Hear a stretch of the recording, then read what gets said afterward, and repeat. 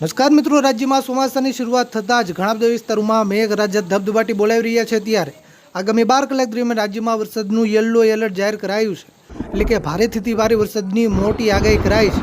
મિત્રો, હવે આગામી 12 કલાક સુધી કયા વિસ્તારોમાં ગાજવીજ સાથે મુશળધાર વરસાદ તૂટી પડશે તેની વાત કરી છે. પણ તે પહેલા આ વિડીયોને લાઈક કરવાનું ભૂલતા નહીં. આવી જ રીતે આખું ચોમાસું વરસાદના સમાચાર સૌથી પહેલા જોવા માટે આપણી આ ચેનલને ખાસ સબસ્ક્રાઇબ કરવાનું પણ ભૂલતા નહીં.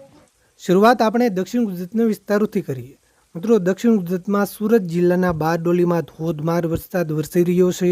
સાથે બિલીમોરાના વિસ્તારો હોય, વાપી, વલસાડ, તાપી, ડાંગ, આહવા, વઘઈ, ધરમપુર, ઉમરપાડા અને ઉમરગામના પણ કેટલાક વિસ્તારોમાં ધોધમાર વરસાદ યથાવત છે. હજુ પણ આગામી 12 થી 24 કલાકની અંદર દક્ષિણ ગુજરાતમાં હવામાન વિભાગે ઓરેન્જ એલર્ટ જાહેર કર્યું છે.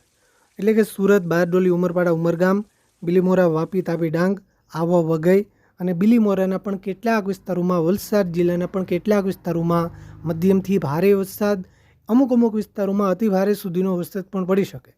આ સાથે ભરૂચ, અંકલેશ્વર, નર્મદા, રાજપીપળા, નતરંગના વિસ્તારોમાં હળવાથી મધ્યમ વરસાદની આગાહી છે. એકલ દોકલ ટૂંકા વિસ્તારોમાં ભારે વરસાદ પણ પડી શકે. મિત્રો, મધ્ય પૂર્વ ગુજરાતમાં ખાસ કરીને મહીસાગર, દાહોદ, પંચમહાલ, છોટાઉદેપુર અને વડોદરા જિલ્લામાં વરસાદની શક્યતા વધારે છે. આ જિલ્લાઓના છૂટાછવાયા સ્થળોએ હળવાથી મધ્યમ વરસાદની આગાહી છે.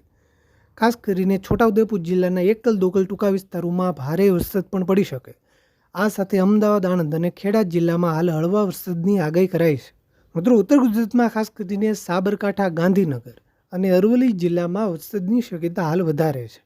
આ જિલ્લાઓના છૂટાછવાયા સ્થળોએ હળવાથી મધ્યમ વરસાદની આગાહી છે. પાટણ, મહેસાણા જિલ્લામાં વરસાદની કોઈ મોટી શક્યતા નથી. બનાસકાંઠા જિલ્લાના જે રાજસ્થાનને લાગુ બોર્ડર એરિયાના વિસ્તારો છે ત્યાં હળવો વરસાદ પડી શકે.